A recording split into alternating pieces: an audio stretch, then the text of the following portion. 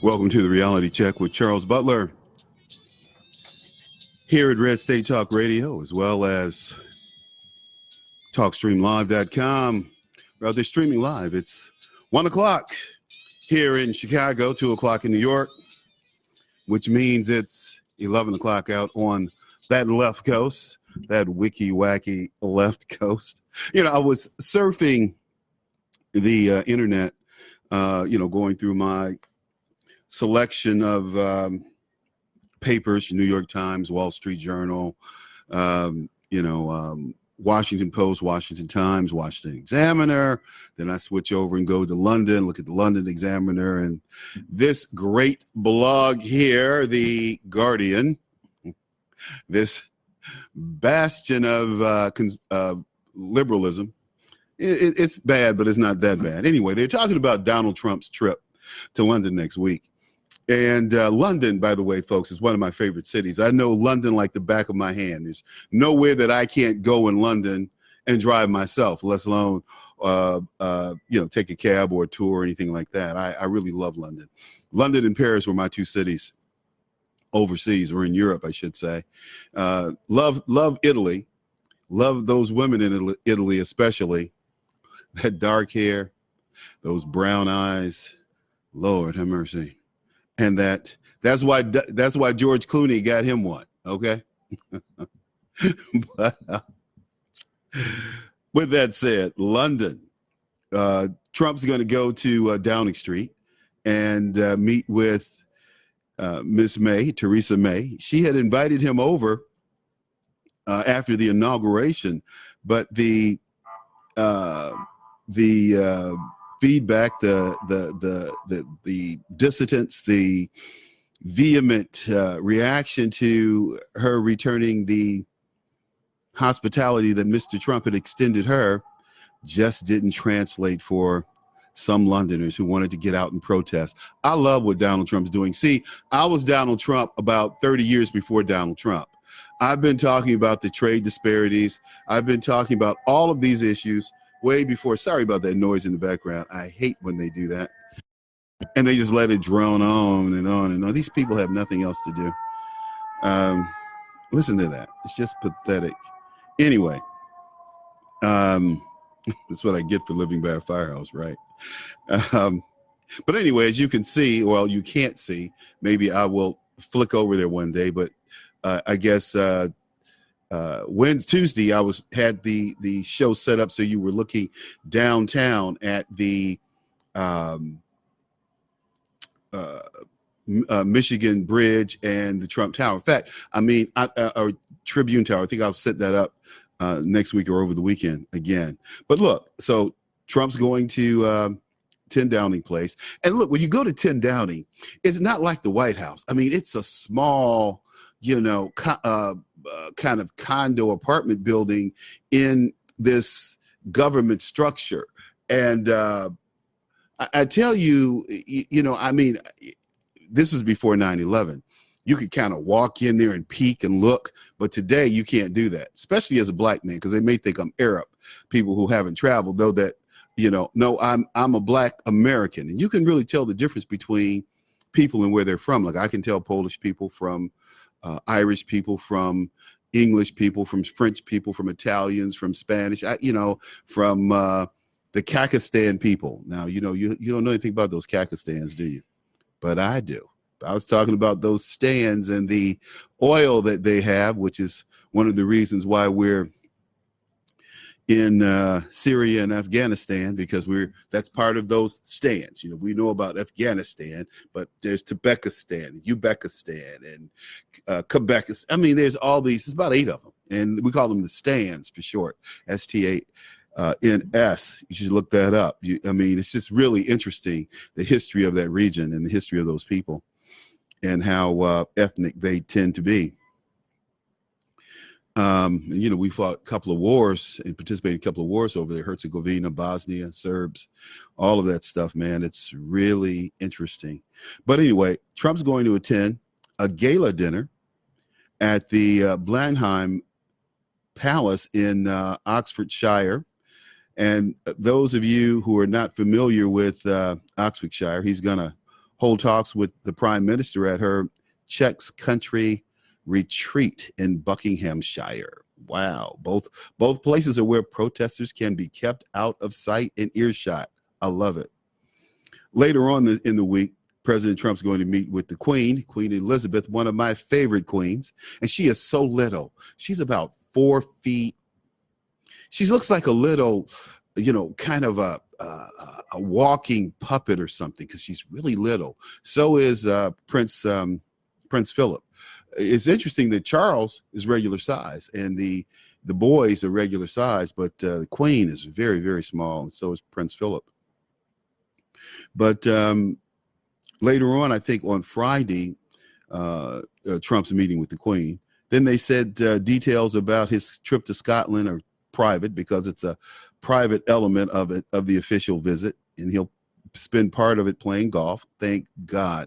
Hey, Woody Johnson. I love Woody Johnson. Woody Johnson heads up Johnson's Products, and he's also the owner of the Redskins. Great guy. He rejected the suggestion that President Trump was trying to keep away from dissent. He said, no, the president is not avoiding anything. In fact, he's going to hold a couple of press conferences. And Ambassador Johnson goes on to say the president is merely trying to get as impactful a trip as he can in a 24-hour period.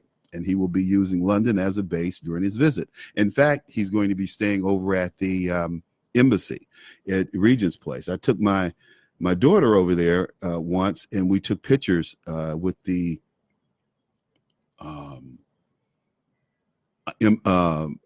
General Eisenhower's monument.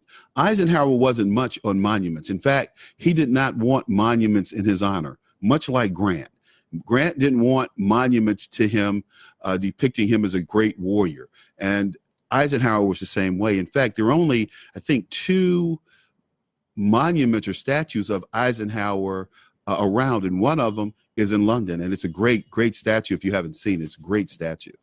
It sits right on the lawn there, and my daughter and I took pictures and talked about who General Eisenhower was years ago. That brings back great memories, I tell you.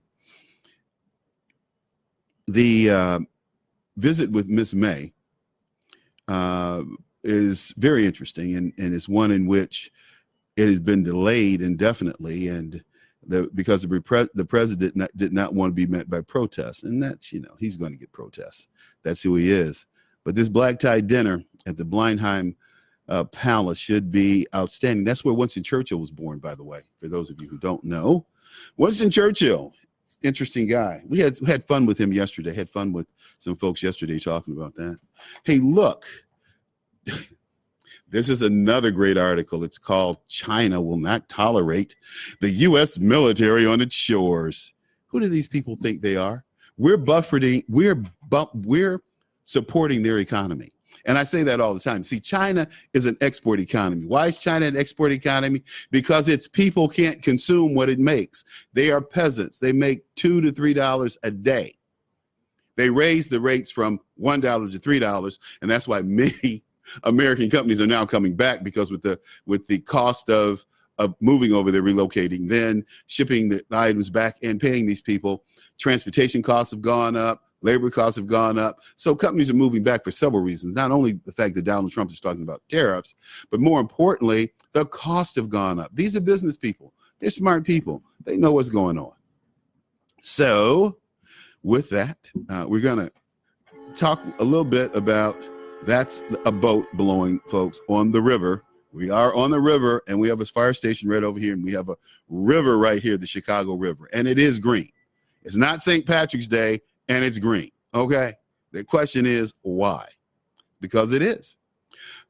Let's see. Amid recent hype about freedom of navigation in the South China Sea, the U.S., an outspoken opponent of China's militarization of the region, has been flexing its own military muscle by sending naval vessels and aircraft carriers to the region. 4 questions need to be answered to clarify the real situation. First, what is freedom of navigation? Freedom of navigation, first of all, I'm an old naval officer, has been already established. It's established law. It's called sea law. See, and a lot of people, especially recreational boaters, don't understand that there are rules that you use in operating a motor boat or a sailboat. They're called rules of the road. Just like we have rules of the road for our streets and highways, we have rules of the road for the seas. We have rules of the road for airways.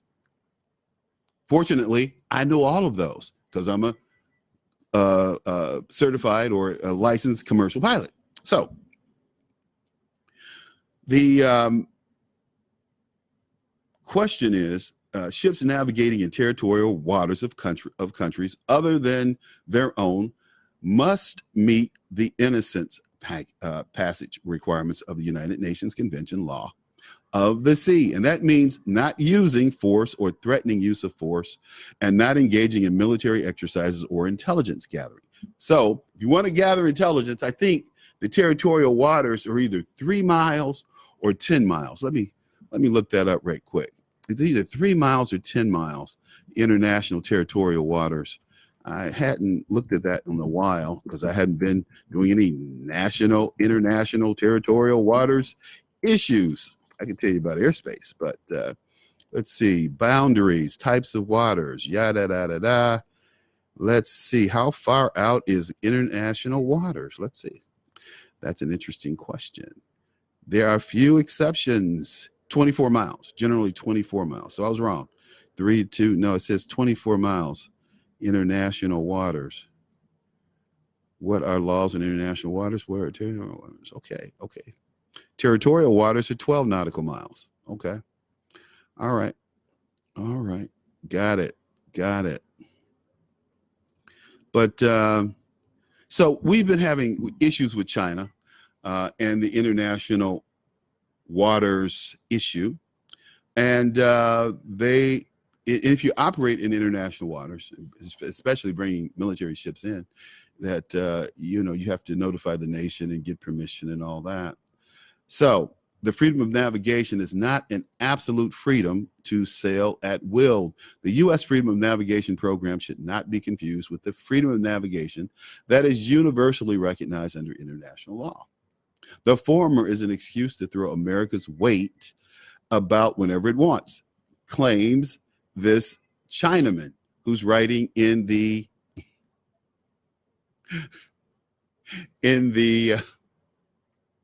Guardian. Interesting, hey? I mean, that's the United States is not following international. Yeah, we do follow international law to the T. Actually, China doesn't. That's why they built these islands, these man-made islands in the South China Sea, and expected we're not going to raise up on them. What we should do is bomb those islands into oblivion, and then dare them, and I do mean dare them, to retaliate, so we can just bomb the rest of the country into oblivion. Because at the end of the day, no one, China, Russia combined, can compete with our nuclear arsenal or our military forces, if truth be told. So this Chinaman who's writing this article goes on to say, second, there are many problems. Is there any problem with freedom of navigation in the South China Sea? The reality is, says this Chinaman, that more than 100,000 merchant ships pass through these waters every year, and none has ever run into any difficulty with freedom of navigation, despite the disputes between China and some of its neighbors. Maintaining stability in the South China Sea has been a matter of consensus for all countries in the region. Man, I tell you, this Chinese propaganda is incredible. That money walks, BS talks. The South China Sea is calm and the region is in harmony, claims this Chinaman. The third question concerns militarism of the South China Sea. The U.S., the self-professed opponent to militarism, keeps sending destroyers, carriers, and reconnaissance flight strategic bombers fully loaded with advanced offensive weapons to this region. Liar, liar, pants on fire to that question. It's amazing. The last question, what does it take to ensure peace and stability in the South China Sea? Basically, this guy is going to say, for the U.S. to pick up his toys and go home and never to be seen again in the South China Sea or any other areas in Asia, because we, China, we're standing firm. Let me tell you something, boy. You're dealing with the United States military, and you're dealing with the Secretary of Defense, who's a warrior in Secretary Mattis, General Mattis. General Mad Dog Mattis. They call him that for a reason. And I can tell you this, it's not because he's killing his own men. It's because he kills other folks. It's like Patton. Patton said, don't die for your country. Make the other poor son of a bitch die for his. You get that? Got it. Hey, look, we're going to go to break here in a minute, but I wanted to pull something up that I found interesting. I don't know why it reverberates like that, but hey, look, we're going to go to break, and we'll be back here shortly. And so enjoy and listen to these recordings, but forget the VIP TV. We're changing that. Okay. Take care. Red State Talk Radio is now available as a voice command on your Amazon Echo and Echo Dot by simply saying, Alexa, play Red State Talk Radio. Red State Talk Radio on TuneIn. Turn to every single American. Now, we've been hearing all these stories about sanctuary cities. You can now find us on the Amazon Echo and Echo Dot, on TuneIn, on iHeartRadio, and we also have the phone apps in the App Store for your particular phone. And just in case we activated your Echo Dot, Alexa, stop. Hi, you want to end those expensive cable bills for good? At VIP TV, we offer unlimited HD quality streaming of over 900 channels on 5 devices at the same time for $39 a month on a pay-as-you-go basis. You can watch it on your big TV with Amazon Fire Stick or TV, Roku, Comcast, Android, gaming consoles, as well as laptops and tablets. You can use an HDMI cable to connect PC to the TV or smart TV via Wi-Fi. Once you've enjoyed the benefits of VIP TV, you can sign up for the service as a customer or business partner with a customized website, $39 or $59 a month. Visit orderviptv.com/the reality check. That's orderviptv.com/the reality check. Any questions, just email us at therealitycheckviptv@gmail.com. Stop wasting time and money and sign up now. Cancel cable for good.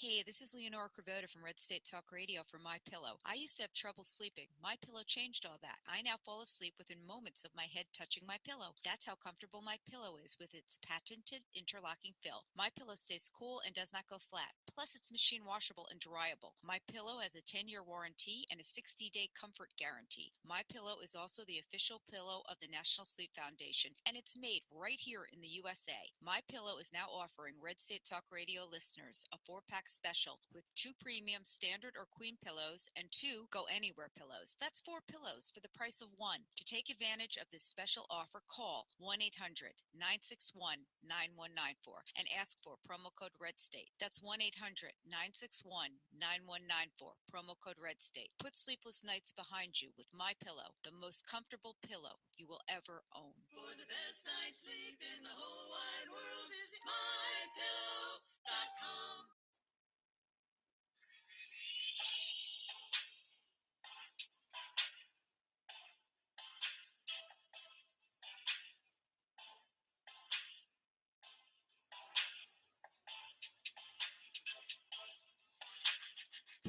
Okay, we're back, and we were just talking about the Chinese and how they want to take us on, tell us that we need to stay at home and be good little boys before they, I guess, raise up and get smacked back down.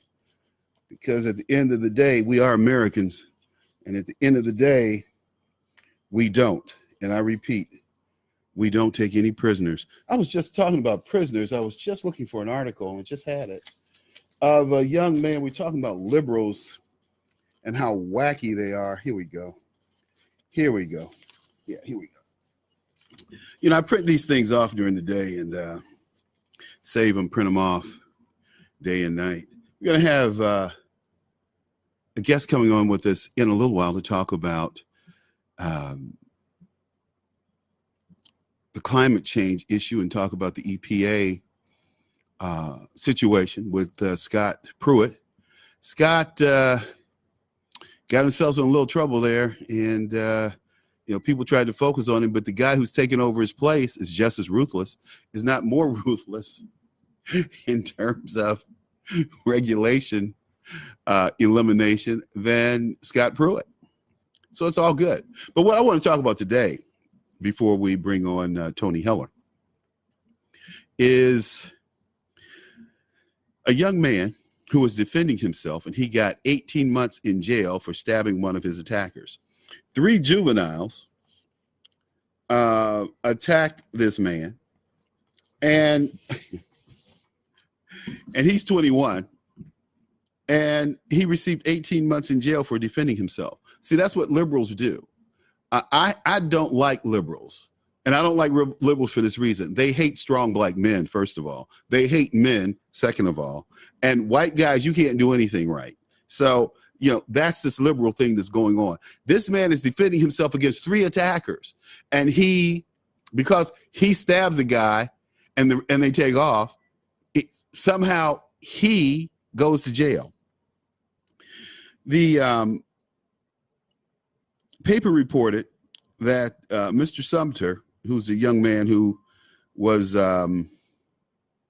convicted of felony first-degree assault, will also have to spend 3 years following his release on probation. If he breaks the law during his time, he could be made to serve all or part of a 42-month prison sentence. Sumner was working at a Dunkin' Donuts in Norwalk, Connecticut last October when he was jumped by 3 males. During the assault, Sumner stabbed one of them in the leg. I was defending myself. The judge told Sumner that he believed his version of events had to follow the letter of the law. I hope that judge is attacked. I hope he's attacked, and I hope he's beaten, and then he'll get real. See, they want these people to be like Martin Luther effing King. I don't like Martin Luther King for a number of reasons. And one is this whole nonviolence crap. The bottom line is you have to meet violence with violence. That's why Trump is successful, because he told Kim Jong-un, we're going to meet your aggression with aggression. That's what men do. I hope this judge, whoever he or she is, finds himself in a similar position and see if they follow the letter of the law. I hate these white judges. They are pathetic, especially these liberals. In a democratic city, you don't stand a effing chance.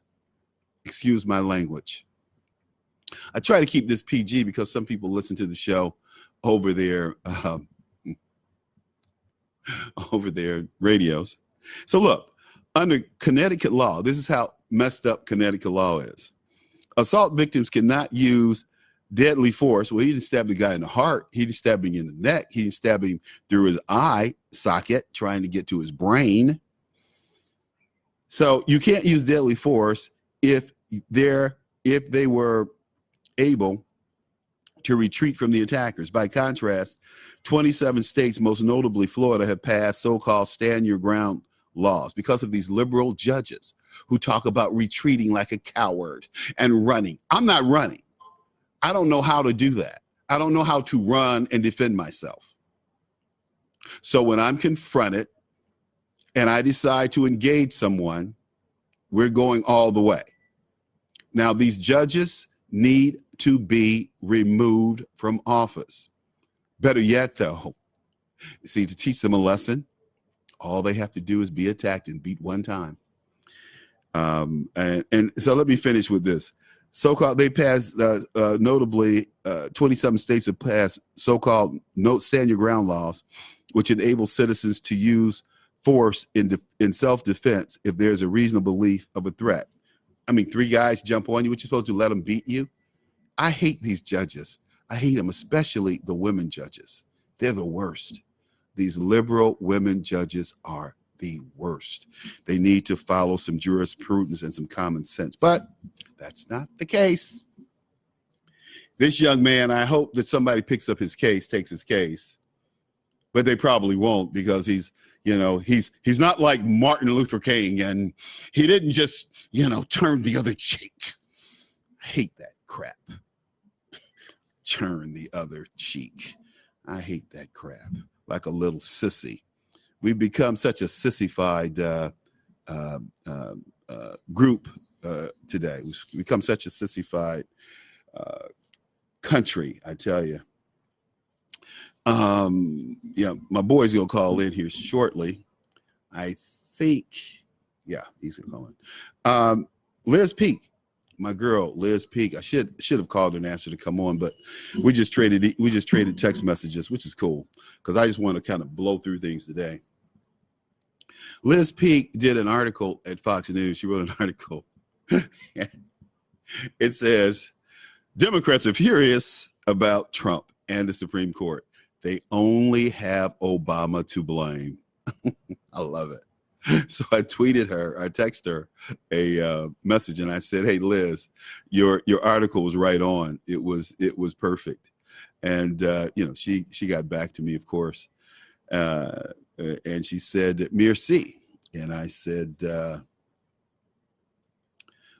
"Bone weekend," and that was it.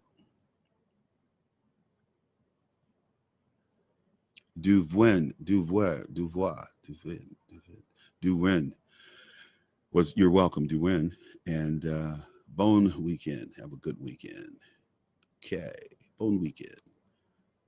Okay, so Liz wrote this piece, and I should have had Liz come on and talk about it, but she's probably relaxing. That's why she could get back to me so quickly. She said they won't admit it. Democrats are suffering continued fallout from the arrogance of the Obama White House. Liberals are furious that President Trump will have the opportunity to appoint another Supreme Court justice, thus cementing a conservative majority for the foreseeable future. Moreover, Liz goes on to say, liberals are upset that Donald Trump's administration may have convinced Anthony Kennedy to announce his retirement, viewing that effort as dirty pool. And they said, they're talking about, oh, Anthony, I can't believe that he's retired, that Trump made him retire. Trump didn't make him retire. He didn't have to retire. Neither does Ruth Bader Ginsburg, who's going to die in office. I want to bring on my good buddy, Tony Heller. And Tony is a climatologist who was considered for the Trump administration. He was an advisor to the Trump campaign and really laid things out for Donald Trump and the climate change issue. How are you doing today, Tony? I'm doing good, Charles. How about yourself? I'm wonderful. So what do you think about the firing of Scott Pierce? I think the deputy EPA administrator is much more regulation cutting than Scott Pierce. What do you think? Well, we'll have to see. I know that Steve Malloy has worked with Wheeler, the new head, and he says he's a really good guy. Pruitt did a lot of really good stuff, but he wasn't willing to take on the CO2 endangerment finding, which is really sort of the linchpin of the whole global warming scam. So hopefully Wheeler will be more aggressive about that. Do you think he will? I mean, given his history? I have no idea. I mean, I would have expected that Pruitt would have taken it on, but there's a lot of inertia there and a lot of politics, and some political risk, I guess. Well, but certainly, if we're going to end the global warming scam, they've got to get CO2. Currently it's listed as a pollutant. It has to be taken off that list, and it has to be taken out of the hands of the EPA. This whole issue. Hey, but listen. Okay, the CO2 issue. Pruitt was too busy getting his laundry picked up and going to lunch and riding around in limos to really take that issue on. So, well, he did. Pruitt did a lot of really good stuff. Okay. He did a lot of work cutting regulations and rolling things back. So it can't be hard to criticize him. But I'm just hoping that the new guy Wheeler will actually take on the CO2 endangerment finding, because that's really that's the cornerstone of this whole scam, and we need to get rid of that. And how do you think we're going to do that? How do you think that's going to work? Well, it's just got to be a matter of just the EPA just starting the process of getting rid of it. I mean, it was the EPA who created the full endangerment finding that CO2 is a pollutant, The Congress, for some reason, gave them the authority to do that, which they never should have. But it's the CO, the EPA created the issue, and it's up to them to get rid of it. And of course, they're going to take a lot of heat from Democrats if they do that. But it's not like Trump is afraid to take heat. No. To enjoy it. So, Tony, you and I haven't talked in a while, and I just wanted to share with the audience that you and I were early Trump supporters when other people were not supporting Trump. You and I talked about his policies, and then you were on the campaign, advising the campaign, and about global warming and these issues. It's just I think that. I mean, I agree with the president more than 90% of the time. That other 10% is really insignificant at this point. Yeah, I think he's doing an incredible job. We've had nothing but our political leaders in both parties about this whole global warming issue have been a joke, and Trump came in and just turned the whole thing around. Just about any other Republican who could have gotten in, they would have just continued same old with the global warming. Well, Trump's made. It's really interesting that you say that, because if you had Romney or McCain or Paul Ryan, they would just be going along with the float. The reason that these folks are upset with Trump is because he's not part of the trough. All these other people, they have their system together, and they're all like Joe Biden. Yeah. They said that Joe Biden's son got $1 billion contract from the Chinese. How does a kid get a $1 billion contract from the Chinese, who's, because his daddy was vice president? And, you go on and on and on with all of this, their families benefiting. But, you look at Chow, this transportation secretary, her daddy got tankers. He got 12 tankers, never been in the tanking business, moving oil. And all of a sudden he has 12, he's in the tanking business as she becomes Secretary of Transportation. Amazing. But there's no there there. I guess that's what they call it, the swamp. They investigated, and there's no there. So, what do you think in terms of the new? Did Trump say he's going to make the acting EPA permanent? Did he state that yet? Well, no, but he's not going to get. He's not going to get another confirmation fight ahead of the Supreme Court nominee. So I'm sure he'll just let it ride for a while. Well, I'm just glad that it's that Trump's president, because I tell you, I couldn't imagine where we would be if Hillary Clinton were president. I just don't know where this country.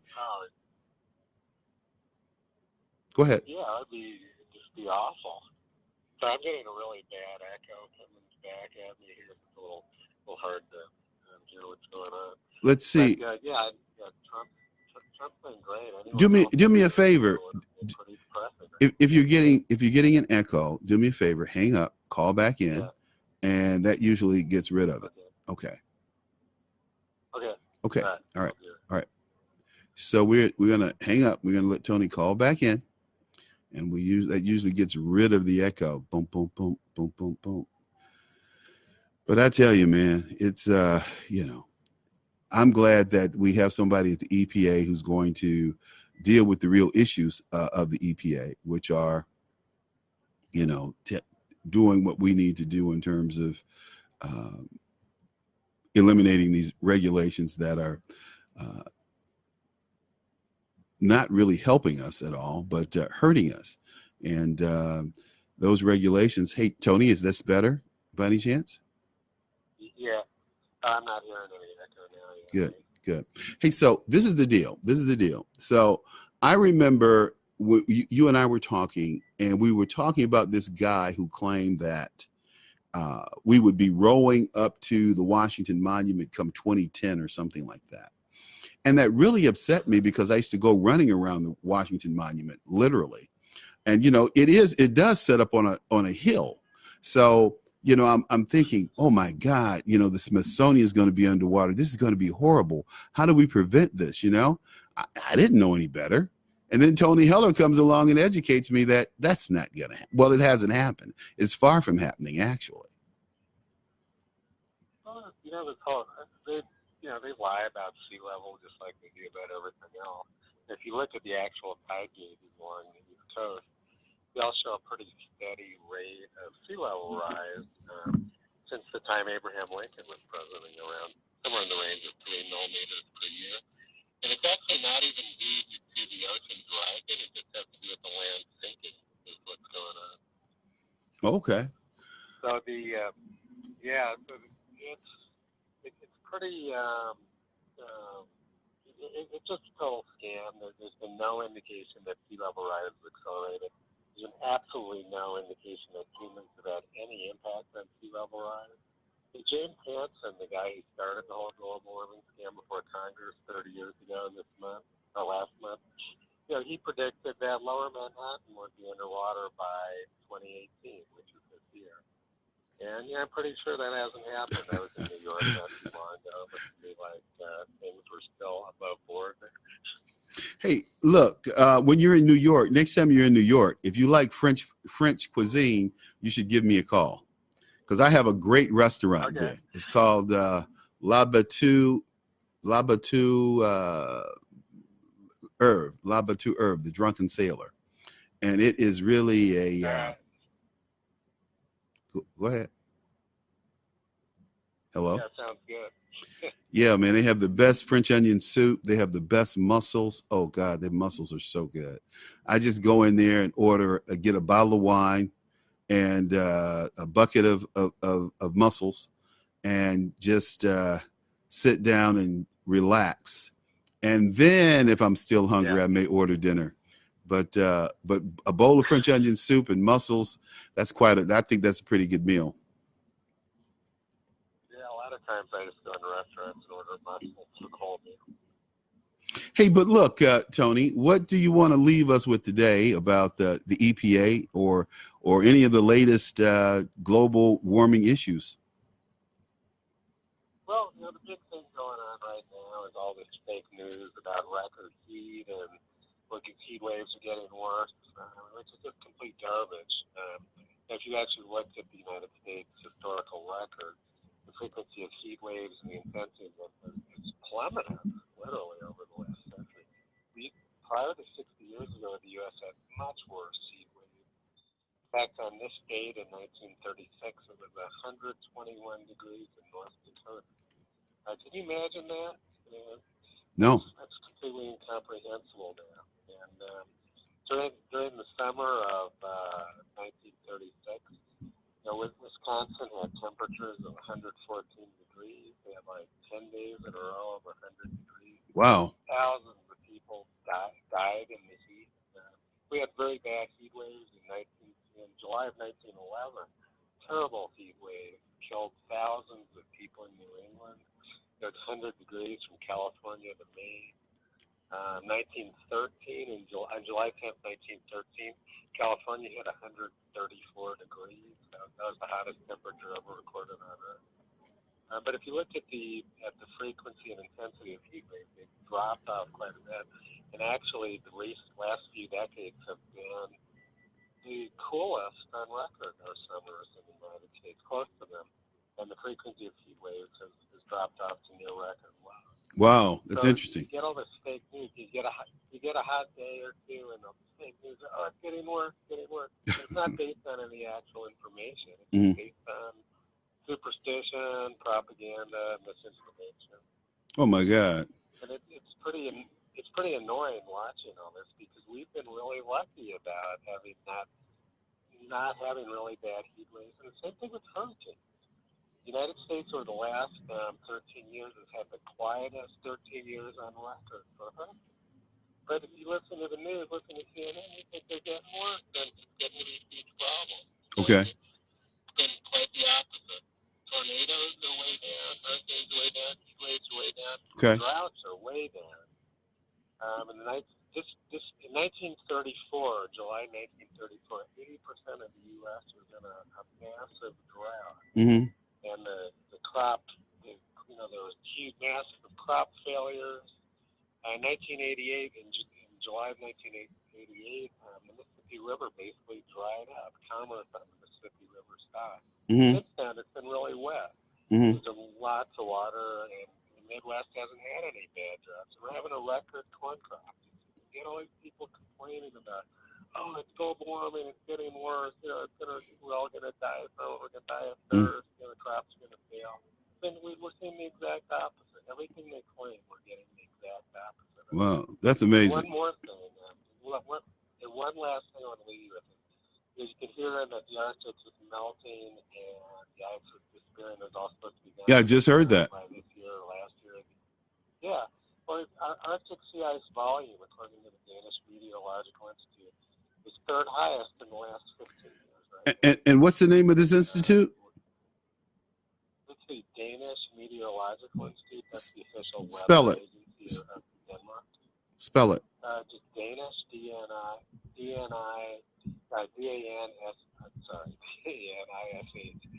Meteorological. Oh, Danish. Okay, got it. Okay. Yeah, right. Okay. So they keep really close track of this. Greenland is part of Denmark. Oh, Greenland. The last 2 years, Greenland has gained huge amount of size. You go to the New York Times website, they claim Greenland's melted down. It's bad top, but they've had record gains in ice. Wow. You lie about everything. It's the fact. It's fake news. It's called fake news because that's exactly what it is. He's making stuff up. There's no scientific basis to it. But there's scientists who are sharing this with us. Yeah, so scientists being what they call a scientist is someone who's essentially a consultant for the government. Got a contract where if they tell the government what the politicians want to hear, they get more grant money. If they don't say it, they don't get any more grant money. So they're just, they're basically prostitutes.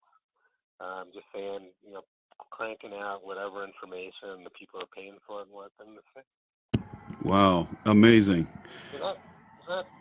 Amazing. Not science that's going on. But big money scam. Let's talk about ethics. I mean, don't these people have any ethics anymore? Any values? Any ethical adherence to provide the truth? No. Absolutely not. That is too funny. No. Since when do people on the left have any interest in being honest or truthful? Well, let them. I've seen that for years. Yeah, that's true. That's true. Let them tell it. Hey, my friend, thank you so much for being with me today. I appreciate you. Appreciate you coming on and setting us straight on global warming and because I can tell you one thing. This is a very warm summer here in Chicago. It was a very cold winter here in Chicago, but it's been we've had a few days where it's been, oh man, it's been brutal. Well, check up on the summer of 1936 in Chicago and see how it compares. Okay. Or the summer of 1988.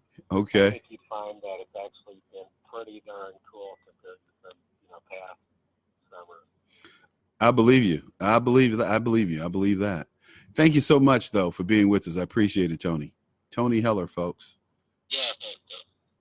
All right. Mr. Tony Heller, my guy. Hey, so look, we're going to talk a little bit. We're going to talk a little bit. I hate that word.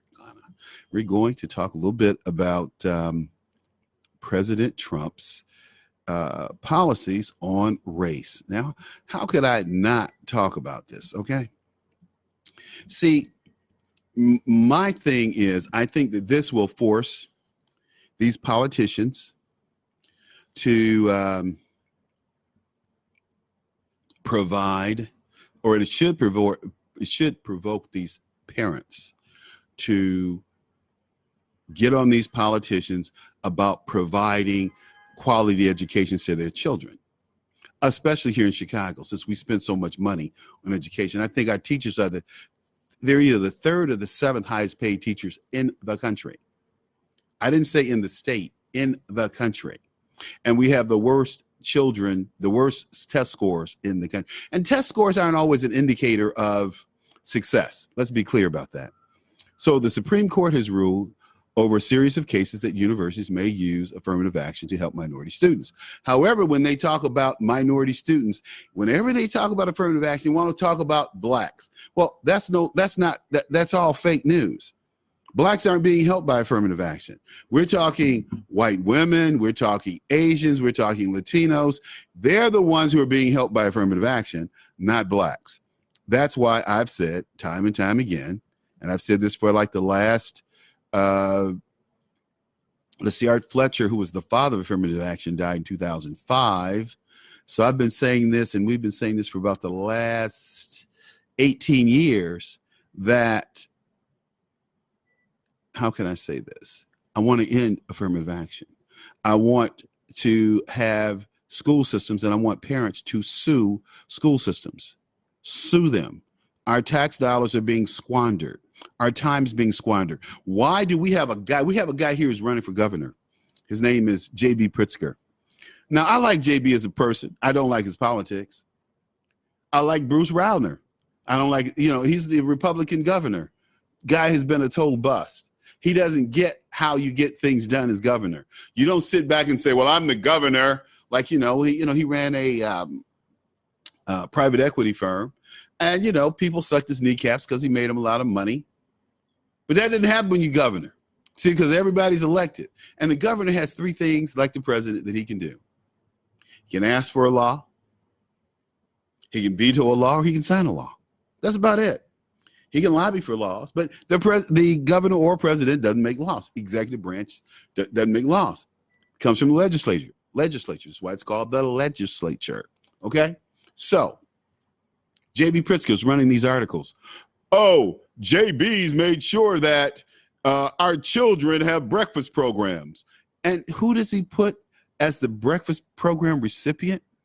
This black mother. Why don't you get up off your lazy behind, you black mother, in this ad, and feed your damn kids before they leave for school? That's what my parents did. That's what all my friends did. We didn't eat breakfast at school. Amazing. Or you can have breakfast at school, but have it before school, not being part of school. Okay? Like it is today. It's truly, truly a country out of control. We're a society out of control. We need to get a grip. And, I don't know about you all, but I am very tired of this money being spent on, okay, we give these mothers money to feed their children, and they don't feed. We're talking about programs now, and I think this is relevant.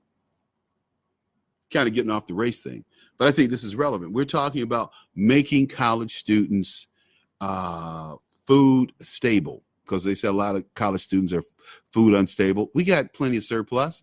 Trump has the tariffs going, so we got plenty of surplus here that the government's buying. Process that food. Go back to the old system where we made peanut butter, we made jelly, we had butter, we had beans, we had Spam. Let me say this about that government Spam. That government Spam was to kill for.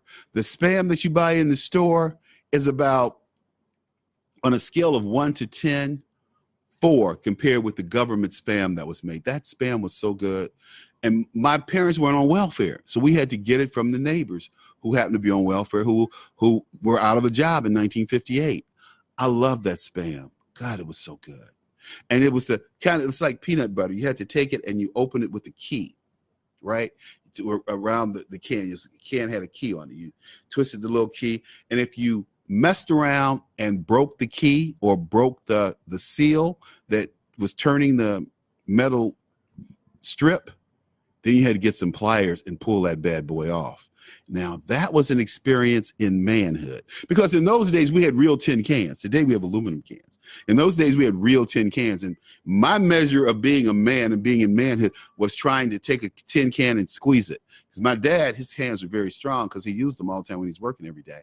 He could take a tin can and just squeeze it. kind of like old John Henry.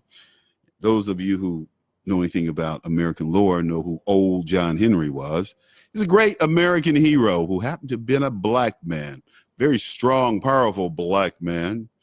Told his captain, well, a man's gotta act like a man. And before steam drill beats me, I will die, hammer in my hand. Now, there's question about whether John Henry lived or not. I'll do a little research on that when I'm out here doing some stuff for my book. But, I love the thought of old John Henry. Made me proud, like Sergeant Rutledge. But anyway, getting off the topic, get back to this race thing. I don't care about the race thing because it's not helping black kids. It's not helping them at all. And besides that, we need to have better schools, and these parents need to get on the job and make these schools perform and provide for their children, provide a decent education for their children. Because we pay too much money to have these teachers be babysitters. They're high-paid babysitters here in Chicago, and they're proud of it. And let me go on to say, they admit it. They admit it. And they don't see anything wrong with it. I see a lot wrong with it. You see a lot wrong with it. But the teachers, the school board, the school union don't see anything wrong with what they're doing in babysitting these children because they're not out in the streets and committing crime. What kind of craziness is that? It's that same liberal craziness that put this Connecticut man in prison for 18 months for defending himself. How crazy is that? I don't know, but I'm going to be checking up on this this issue with the NAACP in Norwalk, Connecticut, Stamford, Connecticut. I just think it's an atrocity. Because this could have been me. This could have been you defending yourself. I carry a pocket knife. And if I'm attacked by 3 guys, you better believe I'm going to even the odds. I think I told you that story about I was on a golf course in, where was that? In Las Vegas, and these 3 black boys threw rocks at me because they decided they weren't going to move off the cart path when they shouldn't have been on the golf course in the first place. We got about 40 seconds here, and I'm going to say thank you for tuning in the show. Tell your friends about the show. You can find us out on Facebook, Charles Butler. You can find us at Twitter, Charles Butler 52. You can also go to the Reality Check with Charles Butler out on the website, the Reality Check with CharlesButler.com. So, as we wind down, I want to say thank you, thank you, thank you. Tune us in on Monday. We'll be here bright and early doing what we do. So all you got to do is tune in. All right. Have a good one. It's Charles. Boom, boom.